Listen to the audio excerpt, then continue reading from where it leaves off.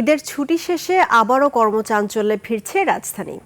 কর্মস্থলে ফিরতে শুরু করেছেন হাজারো কর্মজীবী মানুষ। তবে ছুটি বাড়ানোর জন্য তেমন একটা চাপ দেখা যায়নি বাস ট্রেনে। বিস্তারিত সুমাইয়া খানের রিপোর্টে। শিয়া বাটার ও ভিটামিন সমৃদ্ধ লিলি বিউটি সোপ, তারুণ্যময় উজ্জ্বল ত্বকের জন্য।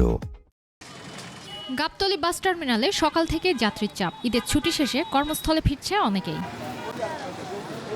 ফেরার পথে অতিরিক্ত ভাড়া আদায়ের অভিযোগ করছেন তারা। পরিবহন মন্ত্রী বলছে যে কোথাও ভাড়া বেশি নিচ্ছে না, মানে খুশি হয়ে যাত্রীরা নাকি ভাড়া দিচ্ছে, যাতায়াত করছে। এটা তো 100% মিথ্যা কথা। ভাড়া তো বেশি, আগে যাইতাম 450, আসলাম 600 করে। তবুও জীবিকার তাগিদে সব কষ্ট পেছনে ফেলে কাজে ফিরছেন তারা। না, আসলে দীর্ঘ একটা ছুটির পরে ইনশাল্লাহ আবার ঢাকাতে আসলাম। ঈদের ছুটির পাশাপাশি আমার ম্যারিড লাইফে আমি পদার্পণ করলাম। তবে ট্রেনে তেমন একটা চাপ দেখা যায়নি। সুমাইয়া খান, 21 টেলিভিশন, ঢাকা।